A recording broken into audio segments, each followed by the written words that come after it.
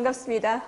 선생님, 처음 아닙니까? 제 강연? 아니요, 두 번째인가요? 아, 두 번째가. 아, 감사합니다. 자, 오늘 배운식의 호락호락한 세계사 제24편입니다. 커피가 땡기는 미국의 역사 시작합니다. 혹시 스님은 어떨 때 커피가 땡기시는가요? 라면 먹고 난다. 아, 라면 먹고 날 때, 그때가 땡기십니까? 스님은 어떨 때 땡기세요? 커피. 네네. 배고하고 볼 때는 아, 좀 다릅니다. 저는 어떤 일의 능률을 높일 때 좀 커피를 좀 많이 마시거든요. 또 특히 비가 올 때, 이때는 꼭 커피를 먹어줘야 합니다. 오늘 제 강연에서 여러분들이 커피의 향기를 좀 느끼시기 바랍니다. 자, 시작하겠습니다. 자, 커피가 만난 미국 독립혁명. 자, 커피가 만난 미국 독립혁명은 어떤 모습일지 제 강연에서 한번 살펴보시기 바랍니다. 자, 미국 역사의 시작은 이 난민의 역사입니다. 그러니까 필그림의 상륙이 언제 있었을까요? 바로 1620년에 있었습니다. 그러니까 1620년이니까 지금으로부터 몇백 년 전입니까? 꼭 400년이 되는 해죠. 그러니까 400주년이 되는 해입니다. 그러니까 필그림의 뜻은 순례자, 나그네 이런 뜻입니다. 우리가 다른 말로 필그림 파더러스라고 하는데요. 그러니까 영국에서 자, 종교의 자유를 찾아서 그리고 정치의 자유를 찾아서 경제적인 자유를 찾아서 이 미국 매사추세츠주 그러니까 폴리머스 항구에 도착했을 때가 바로 1620년이었습니다. 이때 바로 미국의 백인의 역사가 시작되는 거였습니다. 자, 이들이 도착했을 때 가장 힘든 게 무엇이었을까요? 그러니까 먹고 사는 게 가장 힘들었습니다. 그러니까 정착하는 게 굉장히 힘들었죠.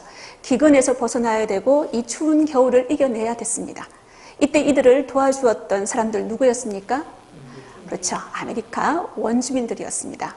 이들에게 바로 삶의 꿀팁, 생존 꿀팁을 전수해 주었습니다. 카누 타는 법도 가르쳐 주었고요. 자, 나무에서 메이플 시럽을 채취하는 방법도 가르쳐 주었습니다. 사냥하는 방법, 낚시하는 방법조차 전부 다 원주민들한테 다 배웠습니다. 그리고 100년 만에 아메리카에 13개의 식민지주를 건설합니다. 그러니까 뉴욕부터 또 노스캐롤라이나, 사우스캐롤라이나 이런 여러 가지 13개의 주를 만들어냈는데요. 오른쪽에 보면 그 당시의 국기가 여러분들이 보이실 겁니다. 13개의 식민지 주를 상징하는 게 오른쪽에 보이면 빨간색, 흰색 이런 스트라이프 13줄이 있죠. 그리고 당시의 본국이라고 할 수 있는 영국의 유니언잭이 왼쪽에 그려져 있습니다. 자, 이 당시 영국은 미국 이 식민지를 어떤 식으로 꾸려 나갔을까요? 바로 완만한 태만이라는 식민지 정책을 꾸려 나갔습니다. 이 완만한 태만이란 무엇이었을까요? 그다지 간섭하지 않는다는 거죠. 직접적인 간섭 대신에 간접적으로 통치를 한다는 겁니다. 식민지에 총독을 두어서. 그래서 이들은 굉장히 자유롭게 일상생활을 꾸려 나갔죠. 자, 그런데 영국의 간접적인 통치 방법이 직접적인 통치 방법으로 바뀌었던 계기가 있습니다. 그게 바로 7년 전쟁이었죠. 이 7년 전쟁은 유럽에서도 일어났었고 그리고 아메리카에서도 일어났습니다. 특히 이 아메리카에서 일어났던 7년 전쟁을 우리가 프렌치 인디언 전쟁이라고 합니다. 이 프랑스하고 이 인디언의 몇몇 부족이 동맹을 맺어가지고 영국과 싸우는 거죠. 그러면 이 프렌치 인디언 전쟁은 왜 일어났을까요? 바로 이 북미 대륙, 이 식민지 쟁탈전이라고 할 수가 있습니다. 바로 프랑스와 영국 간이에요. 누가 이겼을까요? 영국이 이겼습니다. 그래서 이 영국은 전쟁에 이겼음에도 불구하고 7년 동안이라는 긴 전쟁 기간 동안 굉장히 소모전이 일어났겠죠. 그러니까 재정난이 심해졌습니다. 재정적인 압박을 받기 시작합니다. 여러분 혹시 캐나다에 가면은 퀘벡이라고 들어보셨습니까? 이 퀘벡주에서 주로 사용하는 언어가 뭐였어요? 프랑스어였죠. 바로 이 프랑스의 식민지였던 게 바로 이 캐나다의 퀘벡주라고 할 수가 있습니다. 이때부터 영국 소유로 넘어가게 된 거죠. 자, 7년 전쟁을 치르고 난 다음에 재정 압박을 받았던 영국은 영국 조지 3세가 이런 세금을 부과하기 시작합니다. 바로 아메리카 식민지예요. 제일 첫 번째 부과했던 세금이 뭡니까? 바로 설탕세입니다. 그러니까 1764년에 이 설탕세를 시작으로 해서 그 인지세 그리고 차조례법이 순서대로 통과가 되는데요. 우선 설탕세부터 살펴보도록 하겠습니다. 여러분, 이 설탕세라고 하는 것은 그러니까 설탕이 들어가는 게 굉장히 많지 않습니까? 여러분, 우리가 술을 발효할 때도 뭐가 필요합니까? 설탕이 필요하죠. 그래서 포도주라든지 그리고 커피 먹을 때도 설탕이 필요하죠. 포도주, 커피 그리고 설탕이 이렇게 식민지, 아메리카 식민지에 수입될 때는 관세를 부과하는 겁니다. 그게 바로 설탕세라고 할 수가 있죠. 근데 이 설탕세가 굉장히 이 식민지인들한테는 아픈 부분이 있었습니다. 왜냐하면 이 당시 영국산 설탕이 맛이 없었어요. 설탕세에 의하면 영국산 설탕만 수입했었어야만 됐었습니다. 그러니까 술을 만들 때 영국산 설탕을 쓰니까 술 맛이 없어지는 거예요. 당시 미국 식민지인들이 가장 잘 마시던 그 술이 바로 사랑하던 술이 럼주였거든요. 그러니까 럼주가 맛이 없어졌습니다. 그러니까 식민지인들의 저항이 굉장히 심했다는 겁니다. 설탕세. 영국산 설탕을 먹지 않겠다. 우리는 프랑스산 설탕을 먹게 해달라. 이런 식으로 해서 이 설탕세에 대한 저항이 시작되었습니다. 다음 두 번째, 인지세입니다. 이 인지세가 이 식민지인들한테 굉장한 압박이었습니다. 어떤 압박이었냐면, 우리 인지 들어보셨습니까? 우리가 모체국 갔을 때 어떤 이렇게 아니면 동사무소나 이럴 때 우리가 인지를 붙이잖아요. 자, 그런데 이 당시 식민지인들이 사용하는 모든 인쇄물, 출판물에는 인지를 붙였어야 됐습니다. 종이로 된 거는 무조건 다 인지 다 붙였어야 됐어요. 굉장히 비쌌다고 합니다. 그러면 더군다나 여러분 혹시 카드 놀이 할 때 카드 있죠? 이 카드도 종이로 만들었습니다. 그러니까 카드 한 장 한 장마다 뭐를 붙여야 되었다? 인지를 붙였어야 됐다는 거죠. 그만큼 영국이 재정 압박을 심하게 받았다는 겁니다. 그리고 이 타운센드법이라고 있습니다. 이 타운센드는 영국의 재무장관의 이름인데요. 이 사람에 의해서 발의된 법이 하나 있습니다. 바로 종이라든지 그리고 유리라든지 이런 모든 부분에 의해서 또 세금을 또 때리는 겁니다. 일상생활용품에 세금을 때리는 게 바로 타운센드법이었습니다. 자, 그런데 뭐니 해도 가장 영국인들을 힘들게 했던 거 바로 차법이죠. 차조례법입니다. 자, 미국 식민지인들의 가장 큰 저항을 불러온 세금 바로 차세입니다. 제가 앞서 차조례법이라고 이제 적어놨었죠. 자, 영국인들은 이 차를 마시는 거, 홍차를 마시는 게 일상이었습니다. 그러니까 유럽 같은 경우는 물 식수 오염이 굉장히 심했었죠. 물을 끓여서 홍차를 우려 마시는 게 그들의 일상이었다고 합니다. 아침에 일어나자 마셔요. 그것을 우리가 얼리티라고 합니다. 아침을 먹고 난 다음에 또 마십니다. 그걸 보고 뭐라고 해요? 블랙퍼스트 티라고 합니다. 그러니까 점심 먹고 또 마십니다. 무슨 티입니까? 애프터눈 티. 그리고 자기 전에 또 마십니다. 나이트 티. 그래서 하루에 서너 번 정도는 꼭 이 홍차를 마셨어야 됐죠. 그런데 이 홍차를 누구만 취급할 수 있다고 법을 만들었습니까? 바로 영국의 동인도 회사에만 이 차 무역 독점권을 주버리는 거죠. 이게 바로 차세였습니다. 그리고 이 동인도 회사가 미국 식민지에 차를 수출할 때는 관세를 부과하지 않는다. 그러니까 아주 싼 값에 미국에 수출할 수 있는 루트를 만들어주는 거죠. 자, 그러면 왜 이 당시에 차세가 영국 의회에서 통과되었을까요? 여러분들이 잘 아시다시피 이 동인도 회사는 바로 국책회사입니다. 그런데 이 동인도 회사가 당시에 재정난이 굉장히 심했습니다. 그러니까 홍차가 잘 되니까 홍차를 많이 수입을 했었는데 식민지인들의 영국 상품 불매 운동으로 인해 가지고 수입을 잘 안 했어요. 그러니까 창고에 이 차가 쌓이게 된 겁니다. 썩어가고 있었어요. 그런데 이 동인도 회사에서 가장 많은 주식을 가지고 있는 사람들 역시 누구였습니까? 영국 정치인들이었습니다. 동인도 회사가 파산하는 것은 영국 정치인들이 파산하는 거하고 똑같죠. 그래서 이 동인도 회사를 밀어주기 시작하는 겁니다. 대신에 누가 죽습니까? 미국 식민지인들이 죽기 시작하는 거죠. 특히 이 차를 몰래 수입하던 밀수업자들이 큰 타격을 받았습니다. 자, 사건은 어떻게 전개되기 시작했을까요?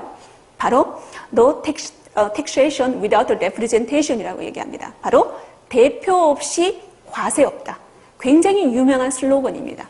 미국 사람들은 자, 이런 대표 없이 과세 없다라는 이 슬로건을 가지고 영국의 세금 정책에 저항하기 시작했습니다. 자, 대표적인 많이 알려져 있는 그 세금 저항 운동이라고 할 수가 있습니다. 보스턴 티파티. 우리는 이것을 보스턴 차 사건이라고 얘기합니다. 미국 독립혁명의 기폭제가 되었죠. 원래 이 보스턴 차 사건은 보스턴 티파티라고 불리지 않았습니다.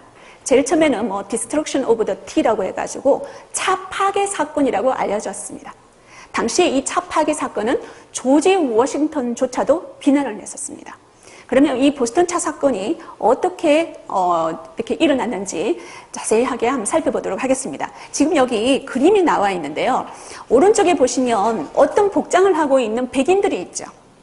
바로 무슨 복장을 하고 있습니까? 인디언 복장을 하고 있습니다. 그러니까 인디언 복장을 하고 있는 소수의 백인들이 한 82명이고요. 나중에 좀 더 합류를 했다고 합니다. 이 사람들이 동인도 회사 소유의 배에 올라탔습니다. 이 배들은 바로 보스턴 항구에 정박되어 있던 동인도 회사 소유였죠. 여기에 올라가 가지고 자그만치 차상자 342상자를 바다에 쏟아버립니다. 42톤이었습니다. 굉장히 또 많은 그 금액이었다고 해요. 한 7만 9천 달러라고 알려져 있는데 굉장히 많은 금액의 다량의 차상자를 바다에 던져버립니다. 자, 영국으로 봤을 때는 너무나 화날 만한 상황이었죠. 자, 이 보스턴 차 사건 어떻게 진행되었을까요? 그런데 여기서 우리가 하나 알아둘 게 뭐냐면 왜 보스턴인가예요. 왜 보스턴에서 이 보스턴 차 사건이 일어났을까라는 걸 우리가 한번 염두에 두어야 됩니다. 보스턴은 이 미국 식민지 도시들 중에서 당시에 가장 큰 대도시였습니다. 그런데 왜 이 보스턴에서 이 보스턴 차 사건이 일어났을까요? 바로 3년 전에 보스턴에서 학살 사건이 있었다는 겁니다. 이 보스턴 학살에 대해서 조금 제가 설명을 드리겠습니다. 자, 보스턴 항구에 부두 노동자들이 있었습니다. 술을 좀 먹고 싶었죠. 퇴근하기 싫었습니다. 왜냐하면 이들한테는 저녁 있는 삶이 아니었었거든요. 영국의 어떤 과세 정책 때문에 벌어봐야지 세금으로 다 나갔다는 겁니다. 그러니까 술을 먹으니까 너무너무 화가 나는 겁니다. 근데 그들의 눈앞에 누가 있었습니까? 자, 영국 군인들이 주둔하고 있는 모습이 보였다는 겁니다. 그 항구에. 그래서 옆에 당시 겨울이었었거든요. 눈이 쌓여 있었으니까 이 눈덩이를 만들어요. 그러니까 눈덩이를 가지고 뭐 했게요? 바로 군인들한테 던졌습니다. 눈싸움을 걸은 거죠. 그런데 자, 유머 감각이라고는 1도 없는 이 영국 군인들이 자, 눈덩이를 던졌을 뿐인데 이 사람들 뭐를 했습니까? 총싸움으로 맞선 겁니다. 그러니까 눈싸움이 뭐가 된 거예요? 총싸움이 된 겁니다. 그래서 당시에 5명의 사상자가 발생이 되었습니다. 이 보스턴 시민들이 이때부터 영국 사람이라 그러면 치를 떨기 시작합니다. 그래서 이 보스턴 같은 경우는 이 이후에 독립혁명의 어떤 구심점, 어떤 성지가 되었다고 할 수가 있죠. 자, 그런데 이 보스턴 차 사건을 이끈 지도자를 제가 한 2명 정도 소개해 드리겠습니다. 자, 왼쪽에 보이는 이 남자가 바로 존 행콕입니다. 존 행콕. 처음 들어보셨습니까? 이 사람 굉장히 유명한 사람입니다. 왜 유명한 사람일까요? 서명으로 굉장히 유명한 사람이에요. 사인으로 유명한 사람입니다. 미국 독립선언서에 최초로 서명한 사람이 바로 존 행콕입니다. 그리고 이 보스턴이 속해 있는 매사추세츠주의 주지사이기도 했었습니다. 근데 존 행콕은 사업가였습니다. 정확하게 말하면 밀수업자였습니다. 그래서 이 영국의 어떤 과세 정책에 대해서 굉장히 불만을 많이 가지고 있었습니다. 그래서 이 보스턴 차 사건을 뒤에서 배후에서 조종하면서 물질적으로 어떤 금전적인 지원을 해주었던 사람이 바로 존 행콕입니다. 그러면 행동대장이 있어줘야 되겠죠. 이 보스턴 차 사건을 진두지휘했던 바로 세뮤얼 아담스입니다. 자, 이 세뮤얼 아담스 같은 경우도 역시 매사추세츠주 주지사를 역임했고요. 하버드대 출신입니다. 근데 여기 보면 자유의 아들들이라고 있죠. 이 보스턴 차 사건을 일으켰던 단체가 바로 자유의 아들들이었습니다. 이 자유의 아들들을 지휘했던 사람이 바로 애덤스라고 할 수가 있고요. 이 자유의 아들들 간 극진 단체라고 할 수가 있습니다. 영국 입장에서 보면은. 그러니까 반영 단체죠. 이 사회 조직, 시민 단체를 만들어서 영국에 저항했던 인물이 바로 세뮤얼 아담스라고 할 수가 있습니다. 자, 그런데 영국이 가만히 있을 수가 없죠. 바로 영국의 보복이 시작됩니다. 참을 수 없는 법을 만들어냈습니다. 참을 수 없는 법. 어떤 식으로 해서 참을 수 없는 법인지 살펴보겠습니다. 바로 보스턴 차 사건이 일어났던 매사추세츠의 자치정부를 해산시켜버립니다. 그리고 보스턴 항구를 봉쇄해버리죠. 이 미국 식민지인들 어떻게 저항하겠습니까? 자, 지금부터 어떻게 저항할 것인지, 그러면 아니면 영국에 충성할 것인지, 이 두 가지 선택지가 있습니다. 여러분이 당시에 미국의 식민지인들이었다면 여러분들은 저항하겠습니까? 아니면 영국 정부에 충성하겠습니까? 미국 식민지인들은 저항을 택했습니다. 자, 이때 저항을 택할 수밖에 없었던, 해야만 했던 하나의 큰 계기가 된 책이 하나 있습니다. 책이라기보다는 팜플렛이라는 게 더 맞겠죠. 바로 왼쪽에 있는 토마스 페인이 만들었던 상식이라는 47페이지짜리 정치 팜플렛입니다. 바로 커먼센스였죠. 바로 미국이 영국으로부터 독립하는 게 상식이다라고 이 커먼센스에 적혀 있습니다. 이 토마스 페인 같은 경우는 국졸입니다. 요즘 말하면 국민학교, 초등학교밖에 졸업하지 못한 사람이었습니다. 그런데 굉장히 대중의 눈높이에 이 문장을 굉장히 잘 구사를 했습니다. 예를 든다면요, 이렇게 적혀 있죠. 자, 하나의 대륙이 섬에 의해서 영구히 통치되어야 한다고 가정하는 것은 너무나 불합리하다. 여기서 하나의 대륙은 어디입니까? 미국이죠. 아메리카입니다. 섬은 어디입니까? 영국이죠. 자, 그런데 이 비유가 굉장히 걸작입니다. 보겠습니다. 자연을 보라. 위성이 그의 행성보다 큰 경우는 어디에도 없다. 영국과 아메리카의 관계도 그런 자연의 질서를 뒤집을 수 없으며 따라서 서로 다른 체계에 속한다고 보는 것이 타당하다라고 이 커먼센스 상식에 적혀 있습니다. 이 커먼센스 같은 경우는 당시 미국 독립혁명 당시의 어떤 그 민병대들의 필독서라고 할 수가 있습니다. 그러니까 민병대들이 이 상식을 읽고 난 다음에 더욱더 단합이 되었고 그들의 조직력이 더욱 강화되었다고 할 수가 있고요. 미국 독립전쟁에서 미국이 영국을 무찌르고 독립을 쟁취하게 된 어떤 결정타라고 할 수가 있습니다. 자, 그런데 미국 독립혁명은 어떻게 진행되었을까요? 조지아주를 제외한 12개 주 식민지 대표들이 한데 모였습니다. 우리는 이것을 대륙회의라고 하죠. 1차 대륙회의가 있고 2차 대륙회의가 있습니다. 1차 대륙회의 때 드디어 뭐가 조직이 되었습니까? 민병대가 창설이 되었습니다. 우리가 민병대 그러면 좀 어렵다고 할 수가 있는데요. 의병이라고 생각하시면 됩니다. 이 민병대가 창설이 되었고 바로 매사추세츠주가 앞장을 씁니다. 그리고 버지니아주에도 민병대가 창설이 되었는데 바로 조지 워싱턴 장군이 이끌게 되죠. 자, 그러면 이 민병대에 대해서 한번 살펴보도록 하겠습니다. 자, 보스턴 콘코드라는 어떤 소도시에 세워진 민병대원 동상입니다. 이 동상을 보면 당시 민병대들이 어떤 모습이었는지 알 수가 있습니다. 왼손에는 뭐를 들고 있을까요? 쟁기를 들고 있고요. 오른손에는 뭐를 들고 있습니까? 바로 총을 들고 있습니다. 농민군이었다는 거죠. 농부들이 평상시에는 농사를 짓다가 자, 이 공동체를 위해서는 가감히 일어서 가지고 저항을 한다는 겁니다. 우리 민병대들을 미국에서는 뭐라고 하냐면 미니트맨이라고 합니다. 미니트맨. 자, 우리가 10미니트 하는 이효리의 노래도 있는데 이 미니트맨은 어떤 뜻이냐면 자, 공동체가 위협을 받을 때 1분 만에 출동한다. 이런 뜻을 가지고 있습니다. 바로 이 민병대의 정신이 이 이름에 잘 녹아있다고 할 수가 있습니다. 여러분 혹시 미국에서 이 총기 사고가 자주 일어나는 거 혹시 아십니까? 그래서 이 총기 규제에 대해서 미국 정치권에서 굉장히 또 큰 화두가 되기도 했었고 지금까지 그렇습니다. 선거철만 되면 이 총기를 규제해야 될 것인가 말 것인가. 바로 여기에서 그 문제가 나오기 시작했다는 거죠. 그거는 제가 나중에 다시 이야기 한번 해드리도록 하겠습니다. 여러분, 이 민병대가 첫 스타트를 끊었을 때가 어디일까요? 바로 콘코드와 렉싱턴이라는 도시입니다. 보스턴, 여기 보면 보스턴이 보이시죠? 이 보스턴 북서쪽에 위치해 있던 도시였습니다.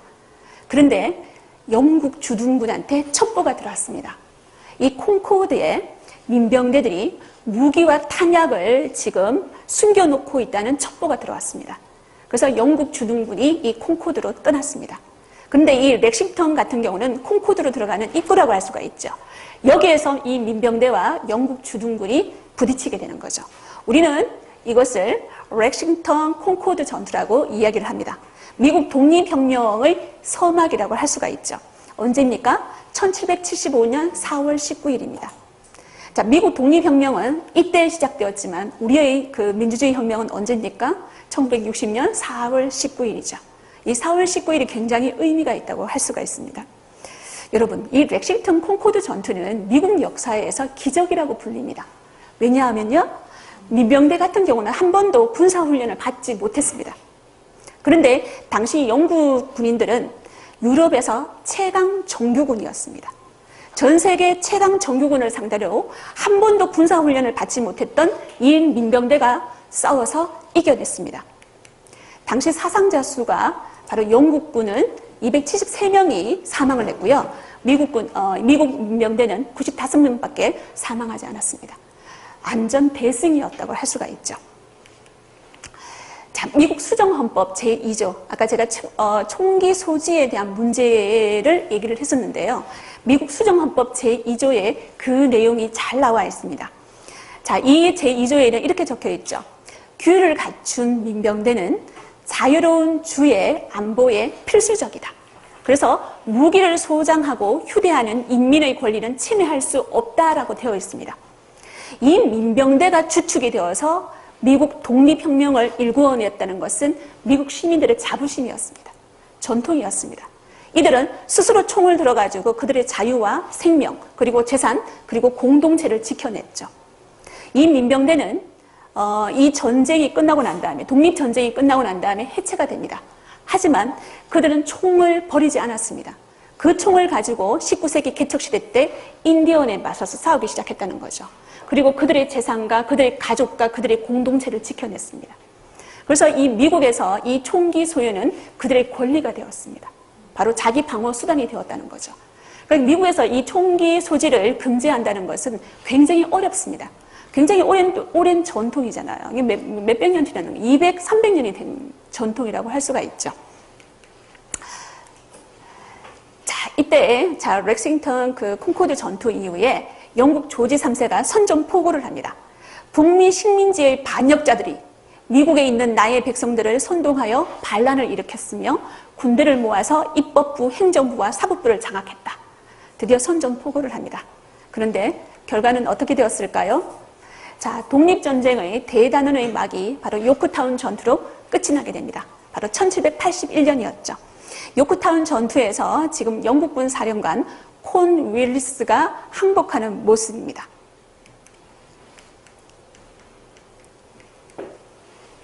자, 파리 조약이 체결이 되었는데요. 1783년 9월 3일 날에 파리 조약이 체결되었고 미국은 마침내 영국으로부터 독립을 했습니다. 세계 최초의 민주공화제 정부가 탄생이 된 겁니다. 바로 미합중국의 탄생입니다. 자, 왼쪽에 보면 여러분들이 잘 알고 있는 뭐가 보이십니까? 자유의 여신상이 보이죠. 왼손에는 독립선언서를 가지고 있고 오른손에는 뭐를 들고 있습니까? 횃불을 들고 있습니다. 바로 자유를 상징하는 거죠. 그런데 이 자유의 여신상이 누구로부터 받은 선물입니까? 프랑스로부터 받은 선물이죠. 미국 독립 100주년을 기념해서 프랑스로부터 받은 선물이었습니다.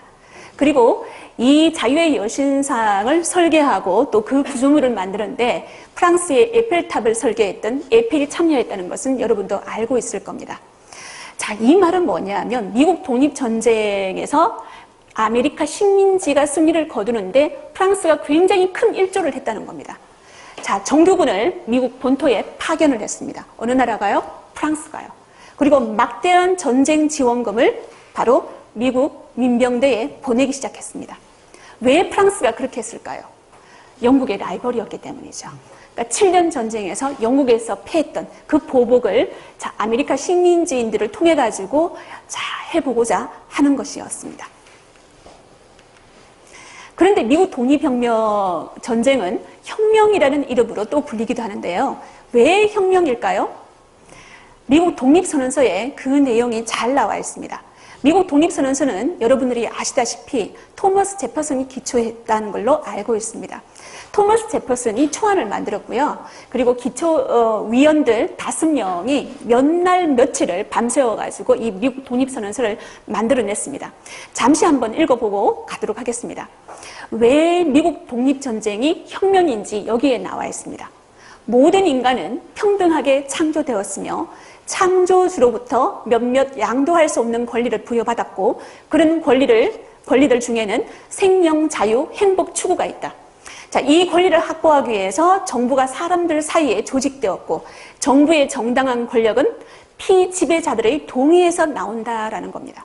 만약에 이 정부가 이 목표를 파괴할 때는 이 피지배자들, 인민들은 어떻게 합니까? 이 정부를 바꾸고 폐지할 수 있다는 그 권리가 미국 독립선언서에 나와 있습니다. 다시 말해서 이 미국 독립선언서는 우리가 알고 있는 로크의 사회계약설, 그리고 천부인권, 그리고 계몽사상이 녹아 있습니다. 민주주의 혁명 정신이 바로 여기에 녹아 있다는 거죠. 그래서 우리가 미국 독립전쟁을 미국 독립혁명이라고 이야기하고 프랑스 혁명 그리고 영국 혁명과 더불어서 세계 3대 시민혁명에 우리가 포함시키고 있습니다. 자, 그런데 이 미국 독립혁명 당시에 뭐가 탄생했습니까? 아메리카노가 탄생을 했다는 겁니다. 그러면 왜 아메리카노가 이 당시에 탄생했을까요? 아까 제가 차세에 대해서 언급을 했었습니다. 차세로 인해서 그 동인도 회사가 바로 차무역을 독점을 했었죠. 그래서 이 기존에 있던 미국 식민지인들은 굉장히 비싸게 이 차를 먹을 수밖에 없었습니다. 매일 서너 번씩 먹어야 되는데 또 굉장히 차가 비쌌고 또 구입하기조차 힘들었다는 겁니다. 그런데 이 당시에 영국인들이 즐겨 마시는 이 홍차를 마신다는 것은 매국노와 같은 것이었습니다. 그러니까 홍차 마시기가 굉장히 꺼려졌다는 거죠. 그래서 그 대체제로 뭐가 나왔습니까? 바로 이 커피에다가 물을 희석시켜서 마시는 바로 아메리카노가 탄생을 했다는 겁니다. 홍차와 최대한 비슷하게 만들었던 게 바로 이 아메리카노라고 할 수가 있습니다. 그런데 이 아메리카노라는 이름은 어디에서 나왔을까요? 바로 이탈리아인들이 만들었습니다. 세계대전 당시에 이탈리아인들이 미국인들이 마시는 커피를 보고 굉장히 이상하다고 생각했습니다. 그러니까 저도 이탈리아에 가봤지만 그들은 에스프레소를 보통 많이 마십니다. 그런데 이 미국인들이 마시는 커피는 굉장히 묽어요. 그러니까 굉장히 옅었습니다. 그래서 이 이탈리아 병사들이 뭐라고 말했냐 하면 바로 아메리카노라고 했습니다. 아메리카는 미국인이라는 뜻이고요. 노는 이탈리아어로 처럼이라는 뜻입니다. 그러니까 미국인들이 마시는 커피, 미국인들처럼 마시는 커피를 우리가 아메리카노라고 하죠. 그런데 이 말은 이런 의미가 내포되어 있습니다. 양키들이 먹는 꾸정물이라는 부정적인 의미가 적혀 있는 거죠. 혹시 여러분들 오늘 아메리카노 마셨습니까? 네. 양키들이 먹는 꾸정물을 마신 거하고 똑같습니다. 그래서 저는 이 미국 독립혁명에서 커피는 바로 뭐다? 저는 자유다라고 이야기를 하고 싶습니다. 왜냐하면 왕이 없어도 되는 거죠. 미국 사람들은 당시에 왕이 없어도 된다. 그리고 홍차 없이도 된다. 홍차로부터 그리고 영국 왕으로부터 자유를 쟁취했다는 것입니다. 바로 이 커피의 힘이라고 할 수가 있죠. 두 번째, 커피가 만난 미국 남북전쟁에 대해서 한번 살펴보도록 하겠습니다. 이 미국 남북전쟁 같은 경우는요, 제가 21편에 호락호락한 세계사 21편에 대해 언급을 했기 때문에 자세한 내용은 이야기해 드리지 않겠습니다. 자, 여기에서 당시에 그 남북전쟁이 일어났을 때 북부 연방이 있었고요. 밑에 남부 연합이 있었죠. 이 당시 북부 대통령이 누구였습니까? 링컨 대통령이었죠. 자, 이 남북전쟁은 어떻게 시작되었습니까? 남부연합이 바로 그 오른쪽에 있는 섬터 요새를 공격하면서 이 남북전쟁이 시작되었는데요. 이때 링컨 대통령이 어떻게 했습니까? 바로 이 남부연합을 에워싸고 있는 해상을 봉쇄를 했습니다. 그러니까 해상 봉쇄 조치를 단행했단 말은 외부로부터 들어오는 모든 물자를 차단하겠다라는 뜻입니다. 이때 차단된 물품 중에 뭐가 있었을까요? 커피가 있었습니다. 그래서 북부군은 뭐를 마실 수가 있었고 커피를 마실 수가 있었고 남부군은 뭐를 마실 수 없었습니까? 커피를 마실 수가 없었습니다. 이 상황이 어떤 전쟁 양상을 만들어내는지 한번 살펴보도록 하겠습니다. 그러니까 남북전쟁 당시에 북군 병사의 일기가 발견되었습니다. 그러니까 1865년이니까 전쟁 끝 무렵이었죠. 굉장히 그 전쟁 상황이 심각했습니다. 그때 북부군도 이 커피를 마실 수가 없었어요. 모든 것이 혼란스럽다. 긴장감을 견딜 수 없을 정도다. 보급품이 전부 다 4분의 1이 줄었으며 커피 보급 자체가 끊겼다. 커피 없이는 임무 수행이 불가능하다라고 이 일기에 적혀 있었습니다. 그만큼 커피가 간절했다는 거죠. 이 전쟁이라는 곳은 지옥이었습니다. 그런데 이 지옥 상황에서 이 커피는 뭐였을까요? 그들한테 위안거리였다는 거죠. 마법의 음료였다는 겁니다. 이 당시에 이 북부군한테는 매년 16kg 정도의 커피가 보급품으로 군인들한테 분배가 되었습니다. 여러분 한번 봐주시겠습니까? 지금 바닥에 보면은 그 당시 매일 먹을 수 있을 만큼의 어떤 커피를 북부군한테 이렇게 분배를 하고 있는 상황이었습니다. 이때가 가장 행복했습니다. 곧바로 이 향이 아주 끝내주는 커피를 마실 수가 있었으니까요. 그런데 우리가 커피를 보통 우리 드립해가 먹으려고 그러면 어떻게 해야 됩니까? 원두를 갈아야 되겠죠. 그래서 이들이 고안했던 게 바로 이겁니다. 여러분, 이게 뭐예요? 제가 알기로는 일명 개머리판이라고 알고 있거든요. 맞습니까, 선생님? 그러니까 소총의 끝부분이 있죠. 거기에다가 글라인더를 이렇게 만들어 놓는 거죠. 굉장한 발명품이라고 할 수가 있습니다. 그러니까 글라인더를 여기에다 만들어 놔가지고 원두를 갈 수 있는 거죠. 그러니까 그 전쟁 도중에도 원두를 갈아서 이들은 커피를 마셨어야 됩니다. 그러니까 물통에다가 이 커피를 희석해내는 걸 담아놓고 한 1.6리터를 매일 마셨다고 합니다. 그 커피를 마시고 난 다음에 어떻게 되었을까요? 바로 이 북군 대장 벤자민 버틀러라는 사람이 있습니다. 굉장히 유명한 사람인데요. 이 사람이 이런 말을 했습니다. 당신의 병사들이 이른 아침에 커피를 마신다면 전투에서 승리할 수 있을 것이다 라고 얘기를 했습니다. 다시 말해서 이 사람은, 이 버틀러라는 이 대장은 병사들한테 전쟁이 일어나는 그 전투가 벌어지는 아침마다 뭐를 주었습니까? 밥보다 커피를 준 거예요. 그래서 각성 상태가 최고조에 달했을 때 전투 명령을 내리는 겁니다. 개시 명령을 내린다는 거죠. 그런데 남부군은 어떻게 해요? 커피를 마실 수가 없다는 거죠. 그래서 어떻게 했느냐면 고구마를 말려가지고 그것을 커피처럼 가려서 그것을 먹었다는 거죠. 자, 고구마 물을 먹는 남부군, 그리고 커피 아메리카노를 먹는 북부군. 전쟁은 누가 승리로 가져갔습니까? 바로 북부군이 승리로 가져갔습니다. 그래서 저는 미국 남북 전쟁에서 커피는 어떤 역할을 했습니까? 바로 승리를 가져왔다. 커피는 승리다라고 정의를 한번 내려보았습니다. 자, 지금까지 저는 커피가 땡기는 미국 역사에 대해서 이렇게 이야기를 나누어 보았습니다. 커피가 만난 미국 독립혁명, 그리고 커피가 만난 미국 남북전쟁에 대해서 이야기를 나누었는데요. 어떻게 커피가 좀 땡겨셨습니까? 술이 땡기는 건 아니시고요. 자, 세계사를 움직이는 5가지 힘이라는 책이 하나 있는데요. 거기에 이런 말이 나와 있습니다. 커피 문화권에서는 뭔가 일의 피치를 올리고 싶을 때 커피를 마시는 반면에 차 문화권 사람들은 한숨 돌리고 싶을 때 차를 마시는 경향이 있다라고 나와 있습니다. 여유로운 기분의 홍차에서 각성작용이 강한 커피로 전환한 것이 그 후 미국이 세계를 제패하게 된 하나의 보이지 않는 원인이라고 생각한다라고 적혀 있습니다. 여러분도 이 책의 말에 동의하십니까? 그리고 그 이후에 미국이 어떤 산업화, 현대화가 되는 과정에서 뭐가 큰 역할을 했습니까? 커피가 큰 역할을 했다는 거예요. 자지 않고 일을 했다는 겁니다. 자, 그래서 저는 우리의 인생은 차선이 모여서 채선이 되는 것이라고 많은 이들이 이야기를 합니다. 커피도 홍차의 대체제로 차선이었지만 미국 역사에서 자유와 승리를 가져온 채선이 되었습니다. 자, 그러면 그런 커피의 힘은 무엇이었을까요? 바로 깨어있으라 였습니다. 여러분도 이 커피의 힘, 이 깨어있음, 이 각성의 힘을 가지고 일상생활에서 자유와 승리 꼭 쟁취하시기 바랍니다. 오늘 강연 여기서 마치겠습니다. 감사합니다.